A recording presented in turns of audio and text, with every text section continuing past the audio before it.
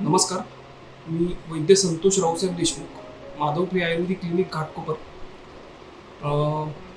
आत्ता आपण किडनी डिसीजबद्दल जी माहिती घेत आहोत, तर त्याच्यामध्ये मागच्या एपिसोडमध्ये म्हणजे मागच्या भागात आपण पाणी कसं प्यावं किंवा किती प्यावं याच्याबद्दलची माहिती घेतली होती. आता यापुढे किडनी डिसीज म्हणजे किडनी खराब होण्यामध्ये जो प्रमुख व्याधी आहे, जो आजार आहे, जो सगळ्यात जास्त कॉज करतो म्हणजे किडनीला खराब करण्यामध्ये सगळ्यात जास्त कारणीभूत ठरतो, तो म्हणजे आम्लपित्त हा जो व्याधी आहे तो आहे. आम्लपित्त म्हटल्यावरती तुम्हाला सगळ्यांना माहीतच आहे की आम्लपित्त म्हटल्यानंतर सगळ्यांना असं वाटतं की ॲसिडिटी म्हणजे काय होतं की छातीत जळजळ होते, घशाशी आंबट पाणी येणं, तोंडाला चव नसणं, तोंडाला पाणी सुटणं, त्याच्यानंतर घशात खवखवल्यासारखं होणं, घशात जळजळ होणं, पोटात जळजळ होणं, पोटात बारीक बारीक दुखत राहणं, ही सगळी जी काय आम्लपित्ताची किंवा ॲसिडिटीची कॉमन जी सिम्पटम्स आहेत म्हणजे सर्वसामान्यांना माहीत असणारे, तर ती लक्षणं सगळ्यांनाच माहीत आहेत. तर ह्या आजारामुळे किडनी कशी खराब होते किंवा हे आजार हे CRF म्हणजे क्रोनिक रिनल फेल्युअर किंवा किडनी खराब होण्यासाठी कारणीभूत कसे ठरतात हा आजार. तर ह्याचं थोडक्यात कारण जे ना ते आपण समजून घेतलं पाहिजे. म्हणजे मला आज ॲसिडिटी झाली किंवा मला 2-3 दिवस झाले ॲसिडिटी म्हटल्यावरती माझी लगेच किडनी खराब होणार का? तर नाही, नक्की नाही. तसं कधीच होत नाही की लगेचच ॲसिडिटी झाली आणि तुमच्या किडनीवरती परिणाम आलाय. कसं आहे, हा आम्लपित्त हा व्याधी जर सतत होत असेल तुम्हाला, म्हणजे वारंवार तुम्हाला घशाशी आंबट पाणी येणं, घशात जळजळ होणं, त्याच्यानंतर तोंड बेचव असणं, तोंड सतत तोंड येणं, म्हणजे तोंडामध्ये मुखपाक म्हणून जो आजार सांगितलेला आहे, म्हणजे तोंडामध्ये अल्सर्स तयार होणं, तो आजार जो सांगितलाय तो आजार होणं, किंवा छातीत जळजळ होणं, छातीत त्याच्यानंतर आंबट पाणी येणं, छातीमध्ये दुखल्यासारखं होणं, बारीक बारीक दुखत राहणं मधल्या भागात, छातीच्या मधल्या भागात, त्यासोबत पोटामध्ये सुद्धा जळजळ होणं, पोटामध्ये आग पडल्यासारखी वाटणं, पोटामध्ये खोल खड्डा पडतोय की काय असं वाटणं, किंवा पोटामध्ये बेंबीच्या बाजूला आजूबाजूला बारीक बारीक दुखत राहणं, ह्या सगळ्यांसोबत ही सगळी जी लक्षणं आहेत ही आम्लपित्ताची किंवा ॲसिडिटीची कॉमन लक्षणं आहेत. तर ही सगळी लक्षणं जी आहेत ही जर तुम्हाला वारंवार होत असतील तर तुम्हाला हा आजार जो आहे आम्लपित्ताचा आजार, हा आम्लपित्ताचा आजार तुम्हाला मोठमोठ्या आजारांकडे नक्की घेऊन जाऊ शकतो. मोठमोठे आजार म्हणजे कुठले आजार? तर त्याच्यामध्ये सगळ्यात महत्त्वाचं म्हणजे BP जे वाढणं आहे, म्हणजे ब्लड प्रेशरचा जो त्रास आहे. तर तुम्ही जर व्यवस्थित लक्ष दिलं तर तुम्हाला लक्षात येईल की ज्या लोकांना बीपीचा त्रास असतो त्या लोकांना पोटाच्या ह्या मी आता ज्या तक्रारी सांगितल्या किंवा तिची लक्षणं सांगितली तर ही असतातच. म्हणजे बऱ्यापैकी ह्या लोकांना असे त्रास होत असतात. जनरली ज्या लोकांना रात्री जागरण करण्याची सवय आहे, म्हणजे पोलीसमॅन वगैरे जे आहेत किंवा डॉक्टर जे आहेत, RMO शिप करणारे वगैरे, किंवा इतर सुद्धा वॉचमॅन वगैरे जे काय काम करणारे आहेत, सिक्युरिटी गार्ड वगैरे, तर ह्या सगळ्यांमध्ये तुम्हाला हे लक्षण जे आहे म्हणजे रात्री जागरण जे आहे ना ते बघायला मिळतं. आणि असं रात्री जागरण केल्यानंतर तुम्हाला ॲसिडिटीचा त्रास दुसऱ्या दिवशी झाला आहे असं नक्की दिसतं. तर बऱ्याच लोकांना काय होतं की सकाळी उलटी काढण्याची सवय असते. म्हणजे सकाळी लोक काय करतात, थोडं पाणी पितात, कोमट पाणी पितात आणि त्यांनी उलटी काढतात. तर ह्या सगळ्या गोष्टी ज्या आहेत तर त्या ॲसिडिटी कमी करण्यासाठी लोक बरेच प्रयत्न करतात. दुसरं महत्त्वाचं म्हणजे ह्याच्यामध्ये काय करतात लोक बऱ्यापैकी अँटासिड म्हणजे पित्तशामक गोळी ज्याला आपण म्हणतो, तर ती पित्तशामक गोळी जी आहे तर ती लोकांना वारंवार घेण्याची सवय असते. अशी काही गोष्टी करून लोक शरीरातलं पित्त कसं कमी करतायत ह्याचा सतत पाठपुरावा करत राहतात.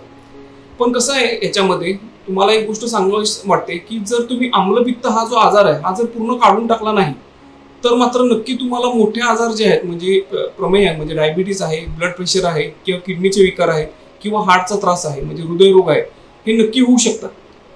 काय होतं नक्की, आम्लपित्तामध्ये शरीरातलं जे खराब पित्त आहे म्हणजे शरीरातलं जे पित्त आहे ते खराब व्हायला लागतं आणि ते खराब होऊन त्याला आंबटपणा येतो.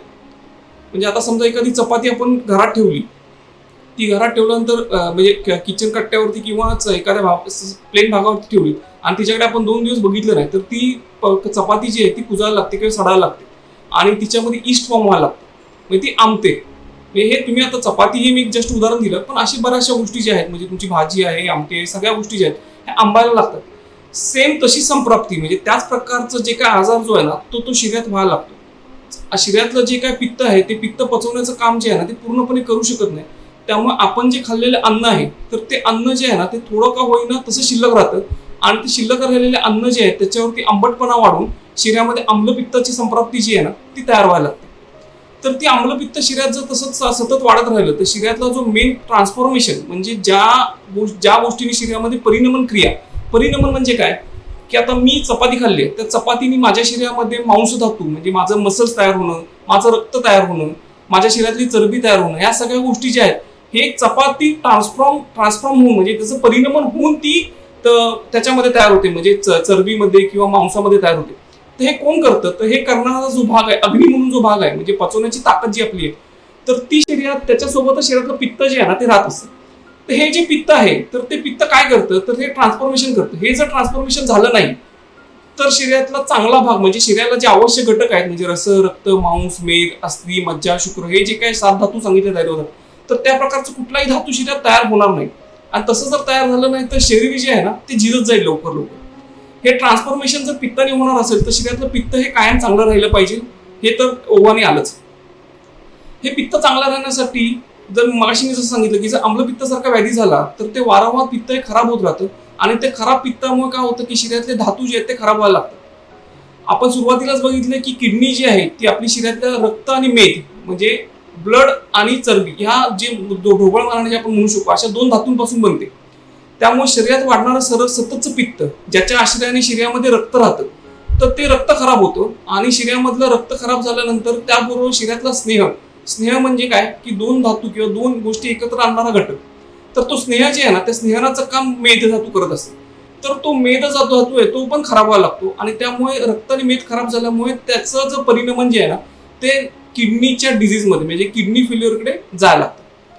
असं होत नाही की थोड्या दिवसातच ते लगेचच जातं. ही संप्राप्ती बरेच दिवस घडणारी आहे, म्हणजे साधारण 2-2, 3-3, 4-4 वर्ष लोकांना आम्लपित्ताचा त्रास झाल्यानंतर तुम्हाला अशा टाईपची किडनी डिझीज किंवा CRFची लक्षणं जी आहेत ना ती दिसायला लागतात.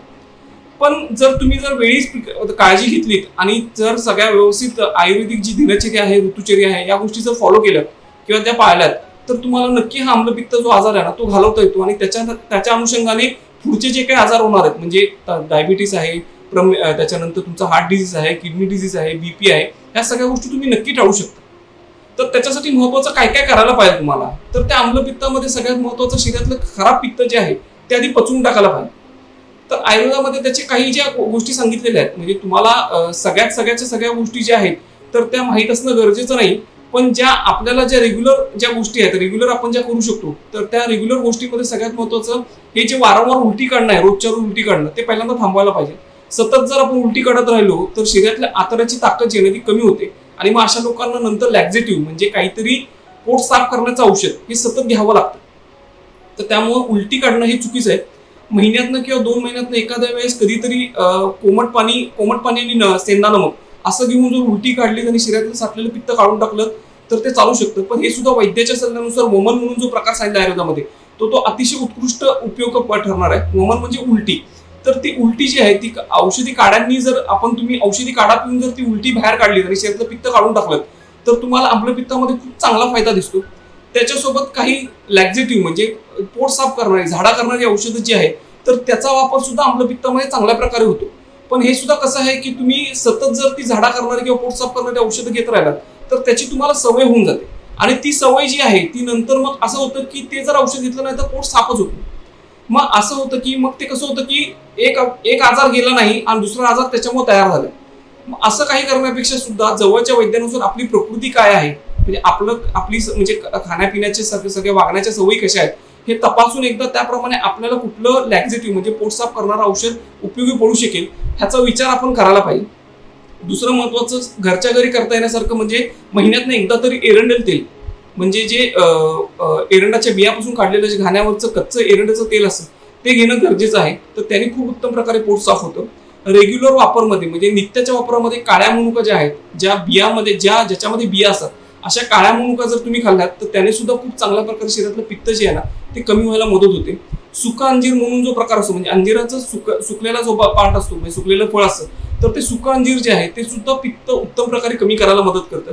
ज्या लोकांना आम्लपित्ताचा वारंवार त्रास होतो किंवा ज्या लोकांना रात्री जागरणाची सवय आहे तर अशा लोकांनी शक्यतो दुपारी जेवल्याच्या नंतर झोपणं टाळावं आणि जेवणाच्या आधी झोपावं, जेणेकरून शरीरात खराब कफ आणि पित्त वाढणार नाही. आणि ज्या लोकांना दुपारची झोपायची सवय आहे तर त्या लोकांनी ती तर कंपल्सरी म्हणजे अगदी काटेकोरपणे ती गोष्ट जी आहे ना ती पूर्ण बंद करून टाकावी.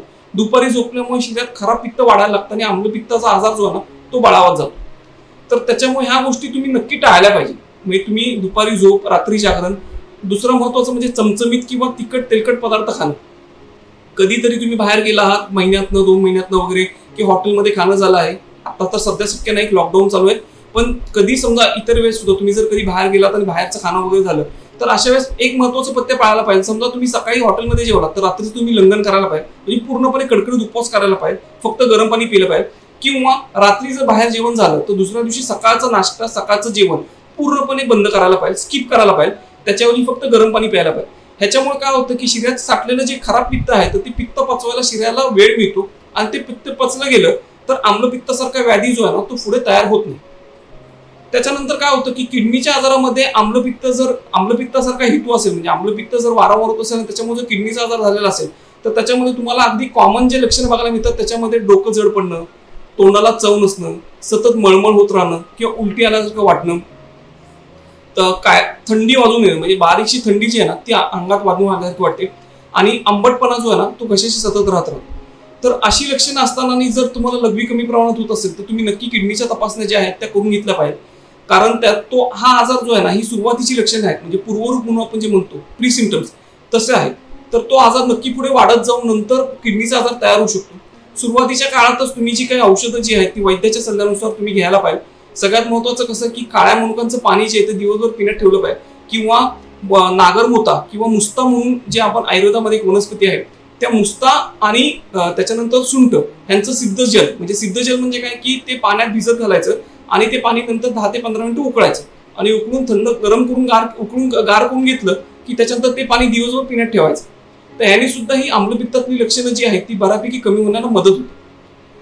सगळ्यात महत्त्वाचं कसं आहे याच्यामध्ये की लगेचच मला आम्लपित्त झालंय, किडनीचा आजार झालाय आणि मला काही त्रास झालाय असं कधीही होणार नाही. तुम्ही तुमची प्रकृती जी आहे ती स्वतः अॅनलाइज करायला पाहिजे, आणि त्याच्यानुसार बाहेरचं खाणं किंवा रात्री जागरण किंवा दिवसाची झोप किंवा त्याच्यानंतर सगळ्यात महत्त्वाचं म्हणजे आंबवलेले पदार्थ खाणं, ह्या सगळ्या गोष्टी टाळल्या पाहिजे. शीतली आणि सितकारी ह्या प्राणायामाचा ह्याच्यामध्ये उत्तम उपयोग होतो. तर ह्या प्राणायामामुळे शरीरातलं आम्लपित्त जे आहे ते पण लवकर कमी व्हायला मदत होते, आणि त्याच्यासोबत शरीरातलं आम्लपित्त कमी झालं की शरीरामधली उष्णता सुद्धा लवकर कमी होते. ही जी उष्णता विकृत वाढलेली उष्णता आहे, म्हणजे चुकीच्या पद्धतीने वाढलेली उष्णता आहे, तीच नंतर किडनीवरती जाते आणि त्या किडनीचा जो बराचसा पार्ट आहे तो डॅमेज करते. तर त्याच्यामुळे शरीरातली उष्णता सुद्धा कशी कमी करता येईल ह्याचा विचार पण आपण करायला पाहिजे. जेवणामध्ये गाईचं साजूक तूप, देशी गाईचं साजूक तूप जेवणामध्ये कंपल्सरी घेणं गरजेचं आहे. साधारणतः खडीसाखर, म्हणजे जी पत्री खडीसाखर नाही, जी खड्याची खडीसाखर असते त्या खडीसाखरेचा वापर जेवणात व्हायला पाहिजे. लोणी जे आहे, म्हणजे जे तुपाच्या आधीचा जो कडवलेला पार्ट आहे लोणी, तर ते लोणी जे आहे तर ते लोणी सुद्धा खूप उत्तम प्रकारे पित्त कमी करण्यासाठी मदत करतं. डाळिंबाचा वापर एक खूप चांगला उपयोग होतो, डाळिंबाचा सुद्धा एक खूप चांगला उपयोग होतो आम्लपित्तामध्ये. दाढिमावले म्हणून एक औषध मिळतं, तर ते आम्लपित्ताच्या रुग्णांसाठी अतिशय गुणकारी ठरतं.